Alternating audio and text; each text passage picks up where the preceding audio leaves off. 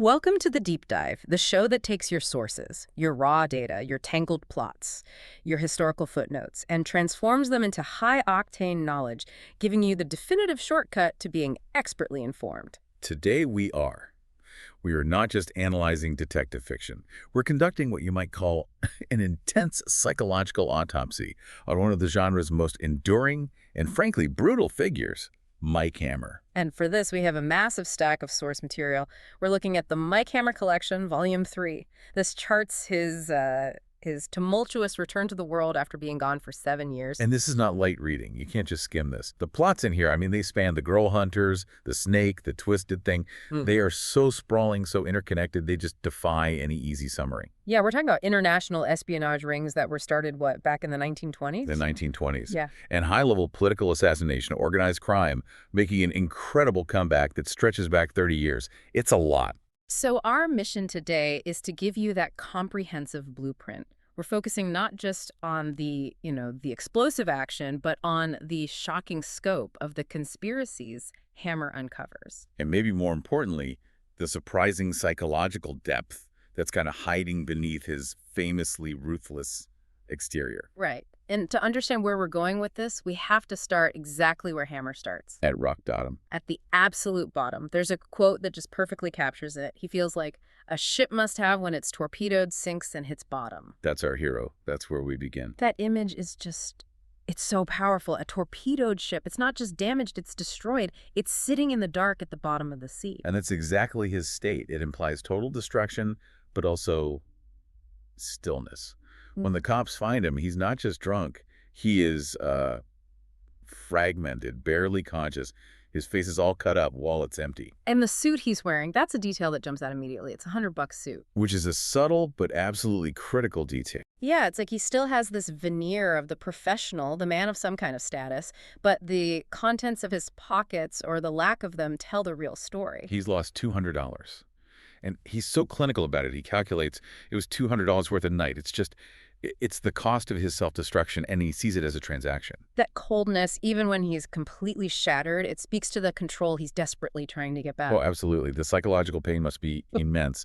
The narrative voice, it notes that his return to consciousness involves fragments coming back slowly, grating together as they seek a matching part and painfully jar into place. He's literally rebuilding his own personality, piece by painful piece. And that grating sensation you mentioned, that is the trauma. He even acknowledges it himself. He says the scars and the worn places are all there to remind you that once you were dead. So he's been through a 7-year spiritual death. The cuts on his face are just. They're superficial echoes of that internal, terrible, shattered feeling. And you see the practical consequences of this breakdown right away. He's a recovering alcoholic. His friend Pat sees him and calls him a lush. But even Pat has to admit he came out of it pretty fast. He did. And he'd even quit smoking. But, not for his health. No. He quit when I ran out of loot. Everything, every decision circles back to his absolute depletion. He has nothing left. But the crucial point here, the thing you have to understand, is that this wasn't just some generic bender. That 7-year hiatus, the period when he was missing a long time, it wasn't nihilism. No, it was rooted entirely in a single devastating professional failure. The disappearance of Velda, his secretary, and really his anchor. He finds it almost impossible to talk about. I mean, when Larry, the doctor, is pressing him for details, Hammer's response is just, let the dead stay dead. He is emotionally buried this entire part of his life. And he only tells the story once, right? Reluctantly. Just once, to Larry. And it was about a seemingly routine job from years ago. It involved Marta Singleton, the heir to this huge machine manufacturing fortune, and her husband, Rudolph York. The job was simple surveillance. Velda was just keeping tabs on a dinner party.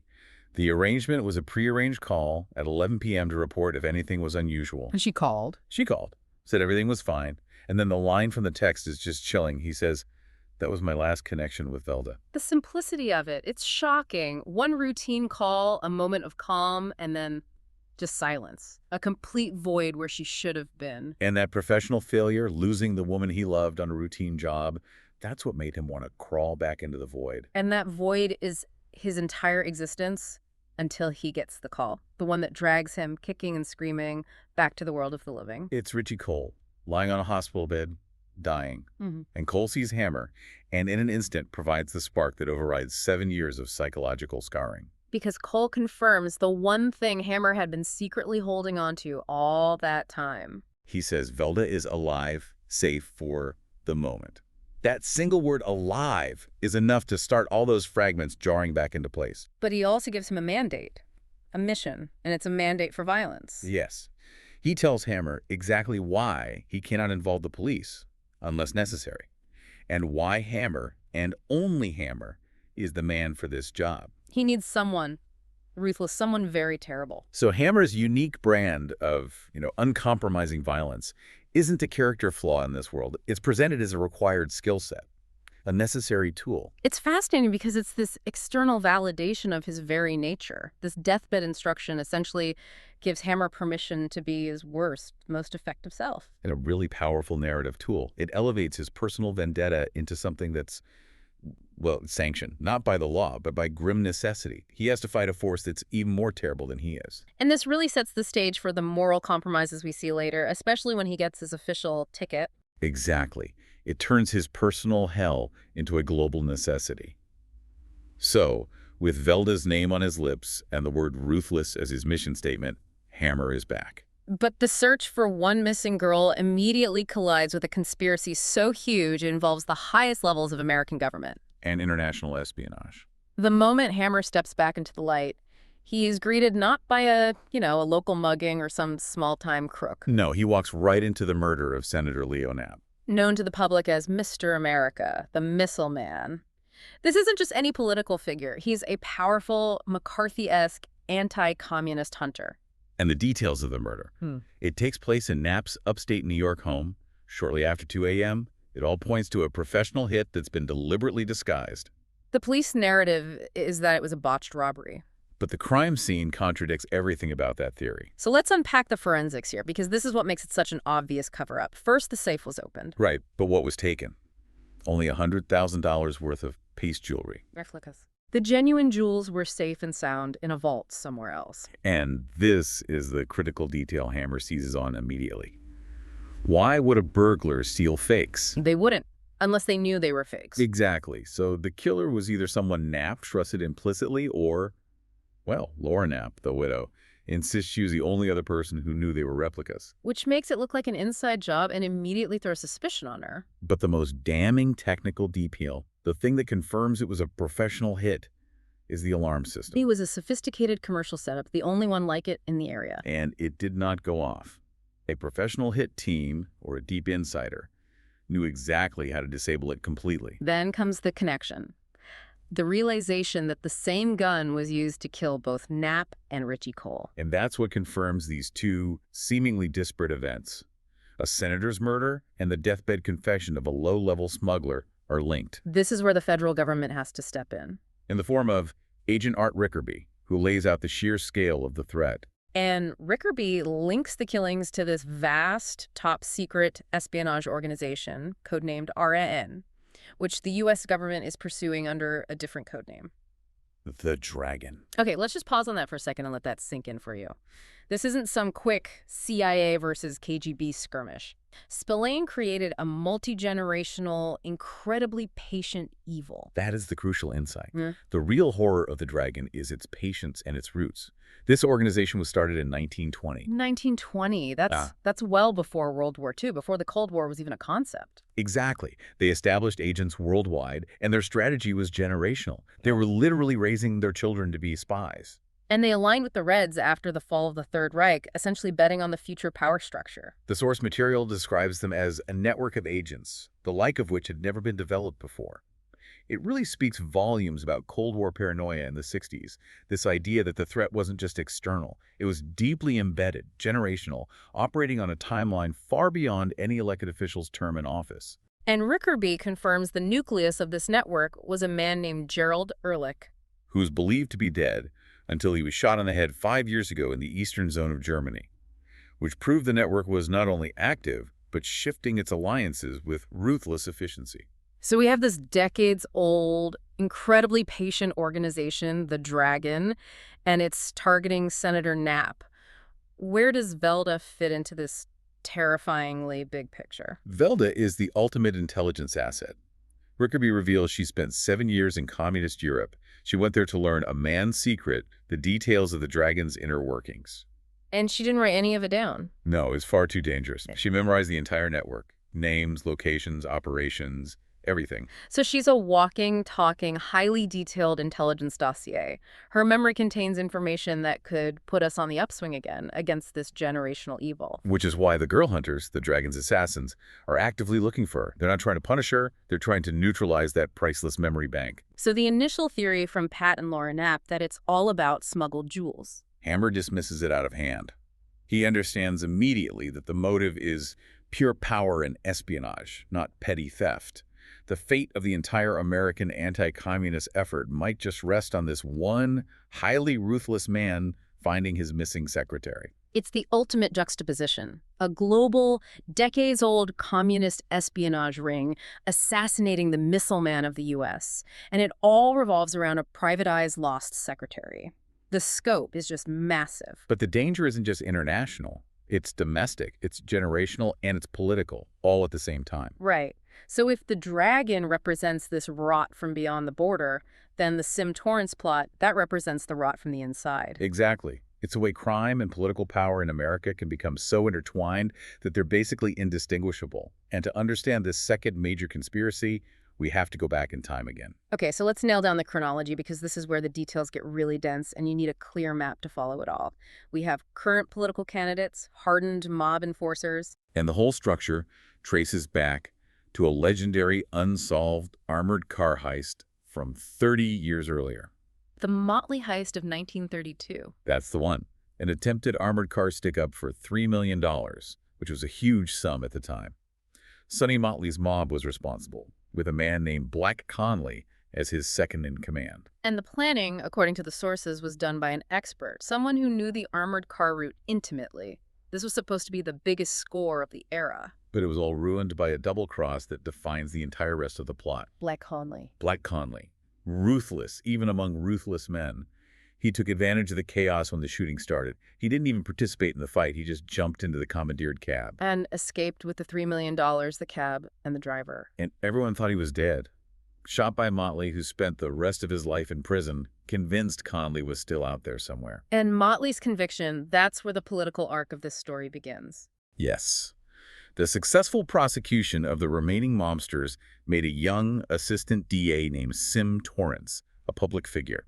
He rode that success, that reputation for cleaning up the streets, straight up the political ladder. So the immediate insight is that Torrance's entire career is built on a case that actually allowed the real kingpin, Black Conley, to escape and sit on a fortune for 30 years. Torrence is a political star because of a successful failure. It's incredible. And then, get this, 30 years later, that supposedly dead man, Black Conley, is back.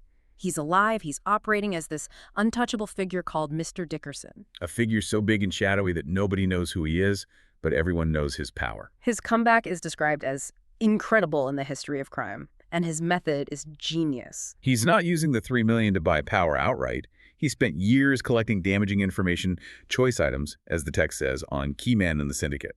So he's leveraging blackmail, forcing the syndicate to loan him their best enforcers. Men like Kid Hand and Basil Levitt. He's using them to build a new organization from the ground up.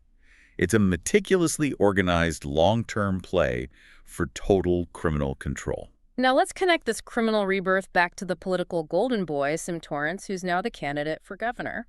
Torrence, the man who built his career on fighting crime, has a dark secret. He has a history with the exact criminal underworld that Conley now controls. Specifically, he defended Basil Levitt. A genuinely hard case, who had lost his PI license and racked up 19 arrests. Torrence defended him and got him off a major charge. That connection is the weak point, the hidden rot that could derail his entire governorship. And his motivation for risking this exposure. His stepdaughter, Sue Devon. She had run off multiple times and was now accusing him of murdering her mother. She believed Torrence killed her alcoholic mother, Sally Devon, years ago by dragging her outside into the bitter cold of the Catskills one night while she was drunk. And Sally was later found unconscious and died. This is confirmed by Annette Lee, Sally's wardrobe mistress, who remembers Sally used to talk about the snake when she was drunk. a likely reference to Torrance. So Sue was threatening to expose this, which would destroy Torrance's carefully curated public image of integrity. And the desperate solution Torrance came up with was brilliant in its cynicism. He hired Basil Levitt, the very man he defended years ago, to kill Sue. The plan was that when Sue was killed, it would look like retaliation from one of Torrance's many political or criminal enemies. Thus strengthening his narrative as a crusader while silencing his stepdaughter forever. It's pure evil. And this is the messy collision point. This is where Hammer's search for Velda accidentally intersects with this massive web of political rot and organized crime. Right. Levitt was hunting Sue Devon, who was Velda's friend. He was searching the place where Velda was hiding, and he either mistook Velda for Sue or was just hunting the girl he was paid to target. But before Levitt could complete his assignment, The Dragon's assassins, the girl hunters, found the hideout first. They mistook Levitt and Kid Hand for Hammer's own men guarding Velda, which led to a gunfight. Velda was forced to run, and the assassins realized their mistake but gained a critical lead on her location. The complexity here is just astounding. Spillane is suggesting that American political corruption is so deep that a governor-elect would commit murder and hire the muscle of a newly resurrected 1930s crime kingpin just to maintain a clean image. And that plot then serves as a distraction for an international communist espionage ring. Hammer is fighting two distinct existential threats at the exact same time. With the scope established, Hammer now enters the kinetic phase, the actual hunt. And he's relying on scraps of information and his street instincts while the Dragon's assassins are already closing in. He's almost entirely without resources here, physically depleted, relying on decades-old contacts. He confirms Richie Cole left a note for him with Old Dewey, the newsie by the Clover Bar. But the Dragon's agents got there first. They killed Dewey, too. The body count is just rising around Hammer constantly, acting as this confirmation that he's up against an enemy with limitless reach and zero moral constraints. The crucial breakthrough doesn't come from federal wiretaps or anything like that. It comes from sentimentality. It does. Hammer finds old letters in a photo album dated 1944 that confirm Cole's wartime friendship with Velda. He notes the specific details, the green ink she always used, and her funny V signature. It's an intimate moment of detective work that confirms the depth of Velda's planning and her loyalty to her friends. And that loyalty leads him to the final trail. He corners a drunken seaman named Red, who remembers Cole and a joke. A girl was hidden in a crate down in hold by a friend of Cole's named Dennis Wallace. This is the first concrete lead to Velda's actual physical location. The trail leads Hammer to Wallace's rooming house, but the agents of the Dragon have just been there. Wallace is found murdered, horrifically tortured, his gut carved up, his mouth taped shut. The Dragon's agents killed him because Wallace deliberately led them away from the boat that was carrying Velda. Yet Wallace performed this final, heroic act of resistance. Even while being tortured, he managed to leave the crate location, his own hideout, written in a magazine at Dewey's newsstand, the location Cole had originally pointed to. So the Dragon's agent, Gorlin, had followed the same breadcrumbs, realized the significance of the newsstand, and was now searching Wallace's hideout himself. This all culminates in the climatic confrontation. Hammer knows the agent, Comrade Gorlin, is close. He tracks him to the hiding place, which, shockingly, turns out to be Laura Knapp's upstate house. The senator's widow. The one who pretended to be grieving this whole time. Before he even gets there, Hammer is ambushed in his own office by another Dragon operative who killed the night watchman with a neatly broken neck. Again, showing the clinical professionalism of this enemy. But he gets away and tracks Gorlin to the barn at the Knapp property. And the fight is just a study in visceral brutality. Hammer's ribs are broken, his body is shredded, but he fights with pure desperation, recognizing that in another minute it would be me dead and him alive, then Velda dead. And he wins by, well, it's brutal. He wins by twisting Gorlin's manhood, which elicits this high-pitched scream, like a woman's. It's intensely, almost gratuitously violent. But I think Spillane is suggesting that standard combat isn't enough when you're facing this kind of dedicated ideological evil. So the level of threat Hammer is fighting requires this type of visceral, terrifying, personal retribution, something that fundamentally breaks the agent's control and identity. He has to match the inhumanity of the enemy with his own brand of necessary terrible force. After subduing him, he searches Gorlin mechanically, finds nothing at first. Then he rips off Gorlin's wig. And reveals several small strips of microfilm hidden beneath.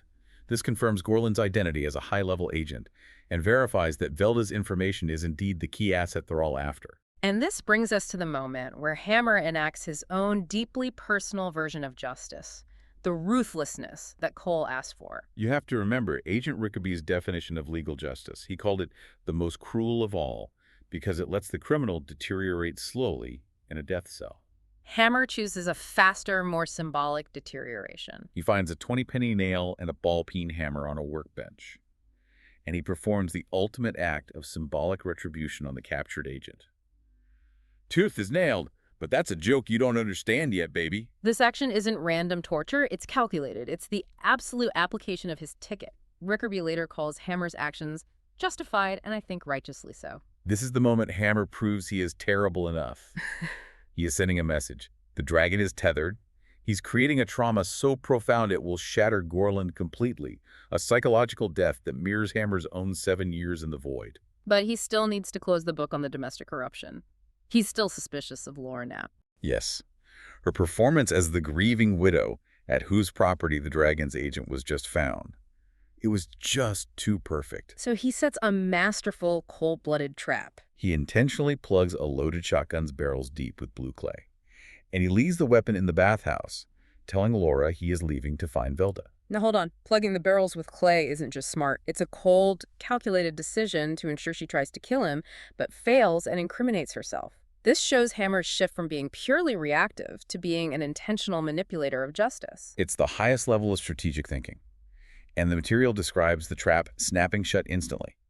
Laura, the widow, reveals herself as the girl hunter assassin by immediately trying to shoot Hammer in the back with that sabotaged gun. Her fingers behind the trigger are a tense, drawing white. The physical tension of her effort confirms her murderous intent. And her motive is revealed. She was also part of the espionage ring. She killed her own husband, Senator Knapp, and she killed Cole to protect the organization.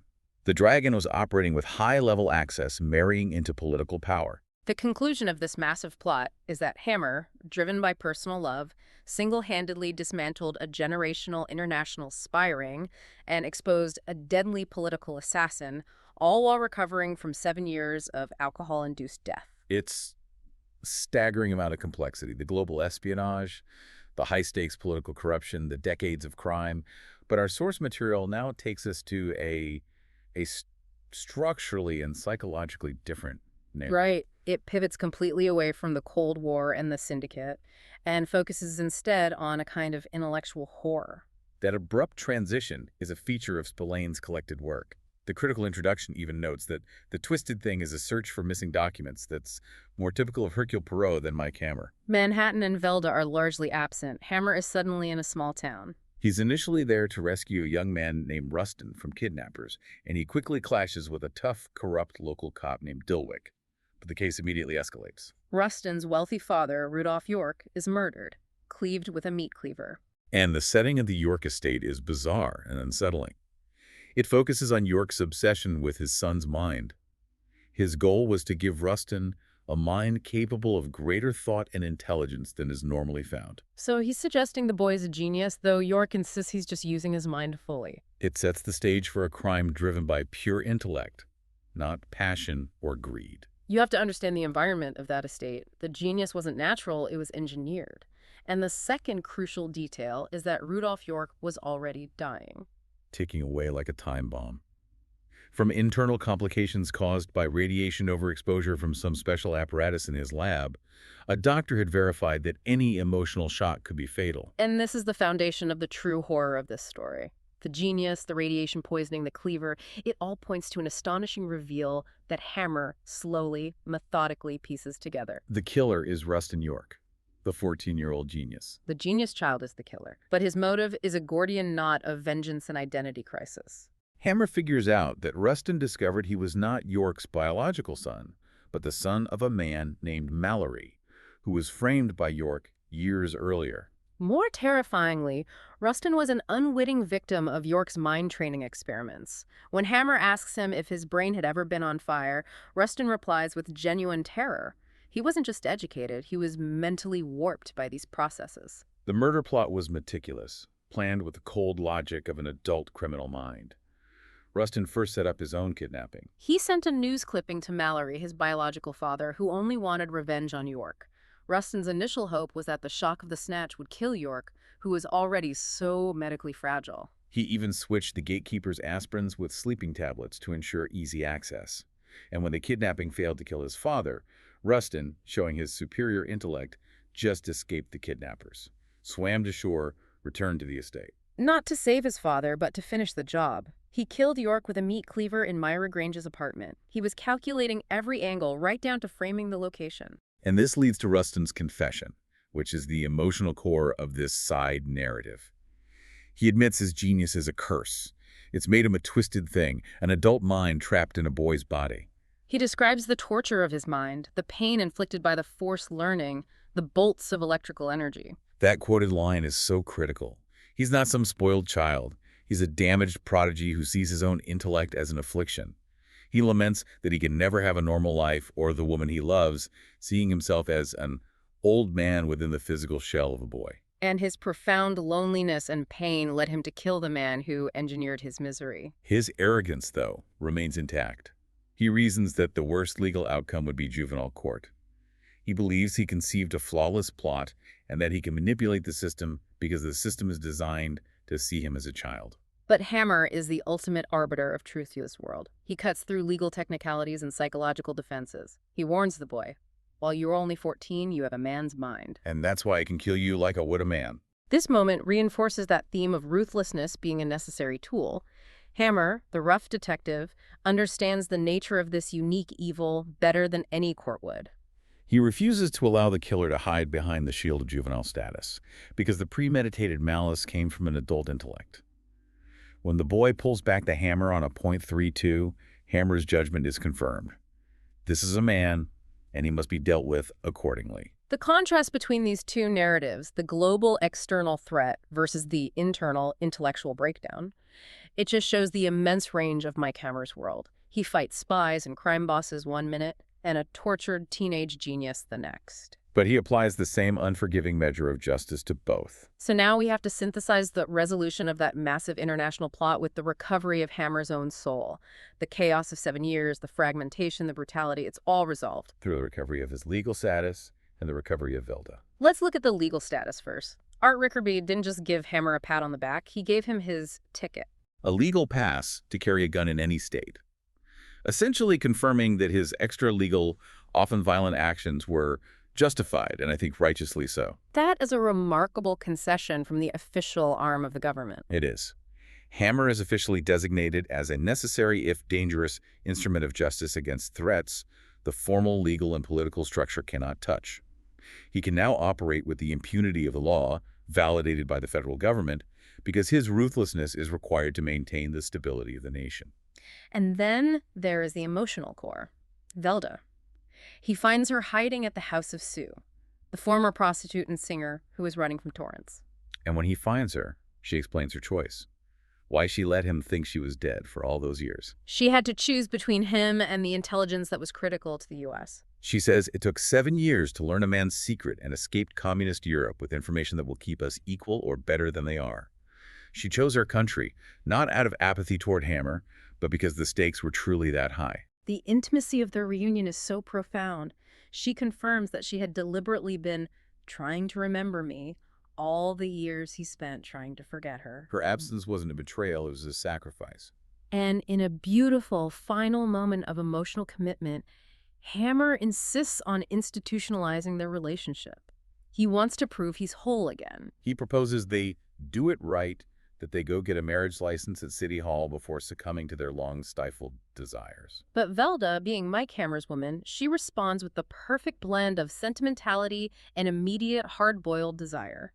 She smiles back impishly. And says, that really doesn't matter. First I want you, now, more than ever. The text describes a subsequent explosion of delight, two people whose appetites had been stifled for much too long. The violence, the espionage, the political rot, it all just fades away in that instant. Replaced by a fierce, raw, and desperate connection that serves as the ultimate reward for Hammer's terrible journey back from the void. And it's a compelling resolution, and it all started because Mickey Spillane needed some money.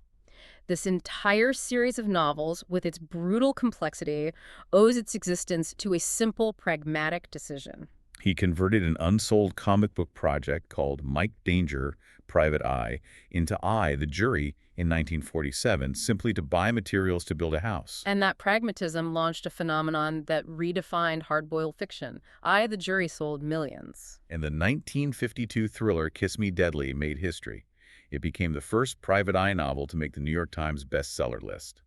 Hammer's character, defined by his bluntness and brutality, set the benchmark for tough private eyes for decades to come. So let's bring this all together. Yeah. We started this deep dive with Mike Hammer at his absolute lowest point. A drunk private eye mourning his lost love, feeling like a torpedoed ship. And we end with him validated by the state, having dismantled two sprawling generational conspiracies. The global patient threat of the communist espionage ring, the Dragon, that had assassinated a powerful senator. And the domestic, generational rot of political corruption tied to Black Conley's criminal empire. The source material clearly shows that Mike Hammer's success lies in his unique, validated ability to tackle both the low-down criminal elements, the Coney and Torrance subplot, and the high-stakes international crises, the Dragon plot, with equal, uncompromising ferocity.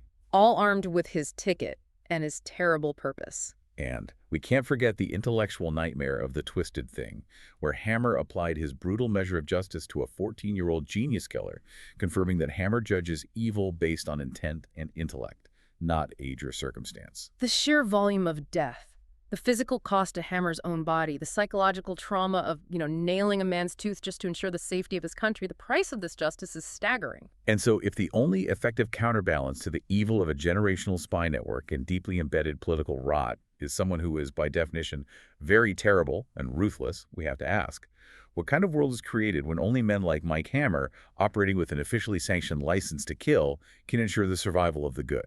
And what happens to a society when the highest stakes are resolved, not by the slow mechanism of law, but by a .45 in the hand of a man who just clawed his way back from the grave? Something to consider as you reflect on the necessary darkness of the hard-boiled world. Food for thought indeed. That's it for this deep dive. We'll see you next time.